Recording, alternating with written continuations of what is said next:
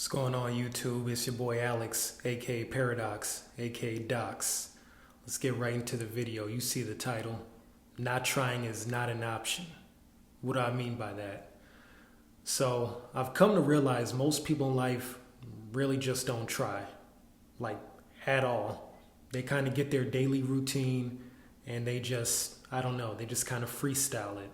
They freestyle their entire day, their entire week, their entire month, the whole year, and they repeat that for years. And to me, that's crazy. And the wild part about it is, a lot of these same people too will complain about stuff like, man, bills and all this are so high. I wish I was making this amount of money, and or I wish I was like this guy who, he's got it made. And it's like, well, what are you trying to do to get there though? You ask people stuff like that and they just kind of freeze up. Like if you ask somebody, what's your goal for the end of the year? What's your goal in 3 years? And I hate that whole cliche, what's your 5-year plan? Where do you see yourself in 5 years? But yeah, kinda. What do you got planned for the next 3 years? Do you have any sort of goal? You ask most people, most normies as I call them, they got no idea. They're kind of just chilling. It's like people really kind of are NPCs. They go on autopilot mode, and whatever their routine is, they get up, go to work, come home, chill, drink beers, and people will legit freestyle their entire life for years and years like that. And that is insane to me. So, the title of this video has to do with the fact that you got to have some kind of a plan or a goal or something. Just by having some sort of a plan, that already puts you ahead of probably 50% of people. Because literally most people don't even have any sort of goal, any sort of plan. Like they'll say, I want to make more money.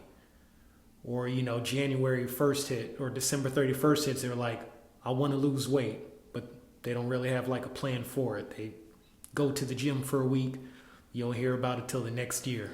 So, it's always kind of crazy to me that normies will legit just freestyle their entire life. And, I used to, when I would be focusing and trying to achieve certain things and on my grind, people would think I was kind of tripping, putting in all this effort and all this stuff. Like, why are you working so hard for this? And you got to have a social life. And yeah, that's true. You definitely got to have a social life. But, if you don't make a plan, like you're going to get left behind. Kind of like the last video, what I talked about, having to be locked in. The people that I used to know 2015, 2018, when they would be just partying, chilling on the entire weekend, 5 o'clock hits, they're chilling, drinking beers, and I'm studying or doing whatever. Those people who are chilling, living it up, they're in their late 20s, early 30s. Now they're mid 30s, late 30s, 40s. And now they're having to make up for that, those years where they were chilling and partying. Now they got to do gig economy work. Now they got to go and do DoorDash, Uber Eats, and got to be walking in restaurants, standing there waiting for the order, get the order, drive it to wherever, walk up 5 flights of steps, drop off your food just to get like a $3 tip. It's like, damn, if you would have just 2015, 2018, if you'd have just took a little time on the weekends, to try to plan something out, maybe try to start your own business, or maybe you had a hobby, a side hustle you try to start, you probably wouldn't even have to do that gig economy stuff now. And I'm not saying that, that you'll get to where you want to be. That's a mistake a lot of people make. They think that, if you make a plan and you don't, or you make a goal, you don't hit that goal 100%, that you failed. And I don't think that's true.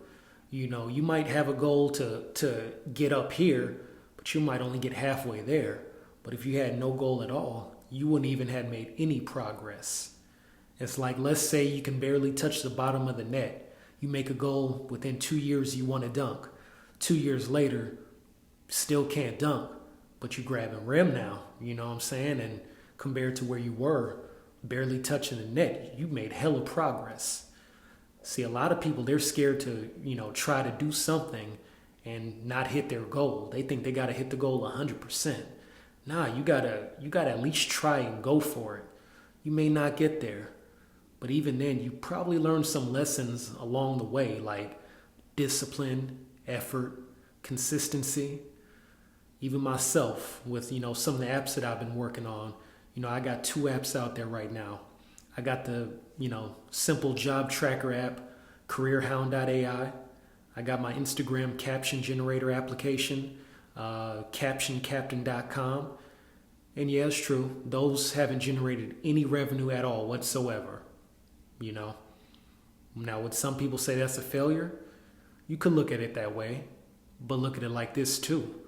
CareerHound.ai is now getting something like 400 views every single week. We had 474 users right now. Probably within the next week or two, gonna surpass 500 users. A lot of people talking online about SaaS apps and stuff, running their mouth, yapping. They ain't got no app with 500 users. They're not paid users though. Okay, show me your free app that's got 50 users. Can you do that? No. You just yapping. See, a lot of people just, they just gonna talk, they gonna yap. They never did nothing. They never built nothing. All they did is hate on the sidelines. CaptionCaptain.com.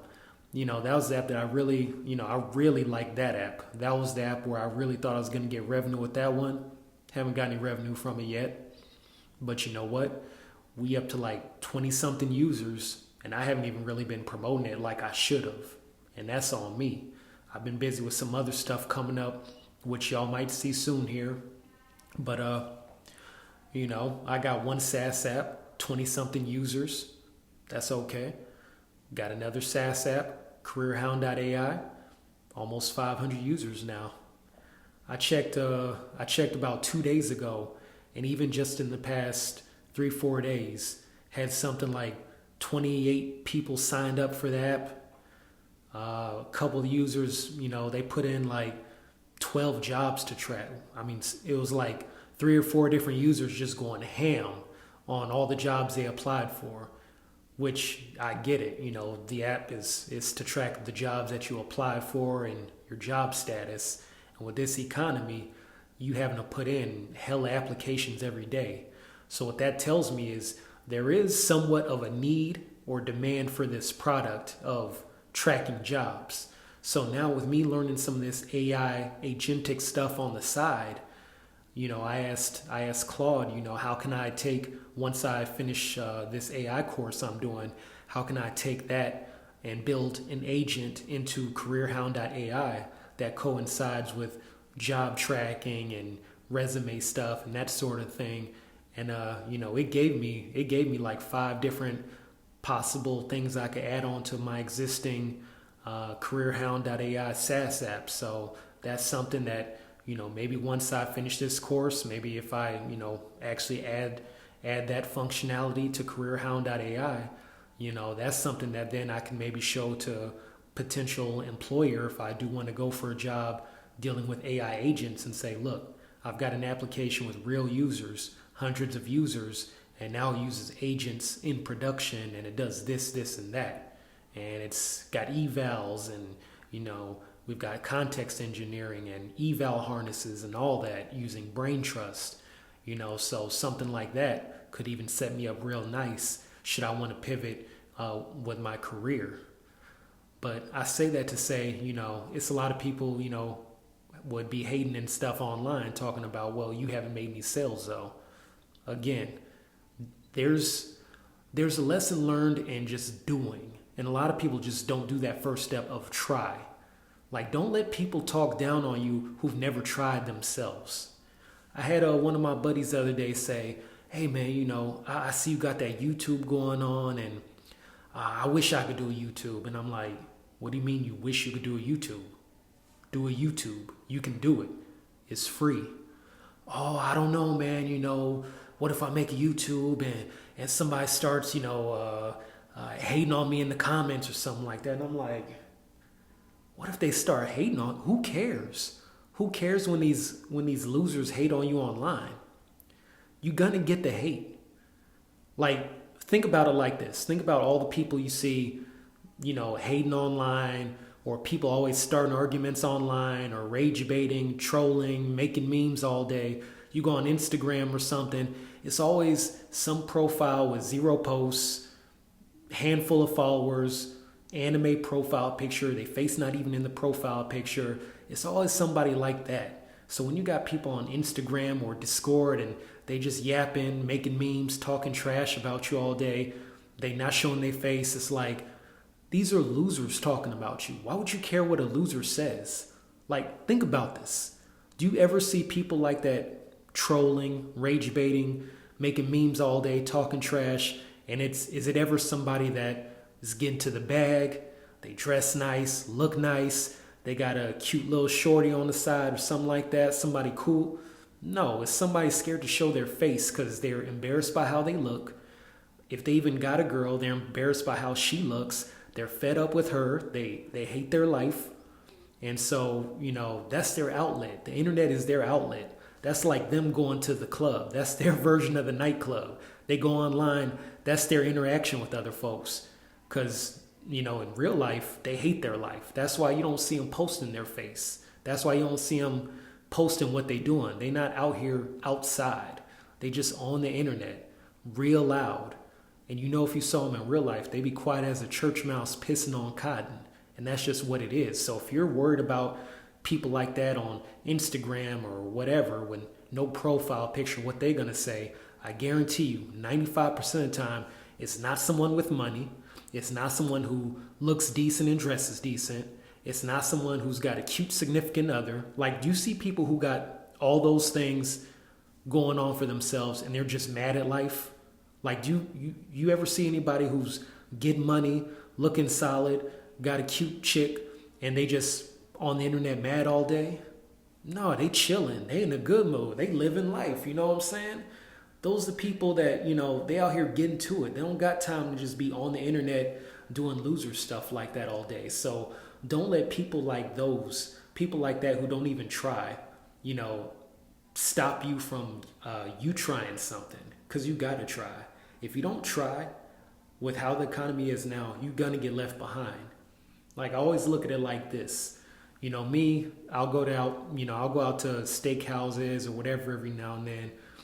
And the saddest thing to me is when I'm in like a steakhouse, nice steakhouses, super hot outside here in Houston, 95 degrees, door opens, I see somebody walk in, and it's like, like a 65-year-old man walking in, picking up an order for DoorDash. And I'm just like, dang, 65 years old, you should be chilling. You should be on the couch under the AC watching TV, and you having to, get out your car, deliver orders, walk up steps, and it's pushing 100 degrees outside. Like, and I'm not hating on those people, but that's a cautionary tale for me. Like, I do not want to be doing that at all. That's my biggest fear. I never, ever, ever want to have to do gig economy stuff like DoorDash or Uber or anything like that. So, I say that to say that, not trying is not an option. If you don't try to do something, you're going to get left behind.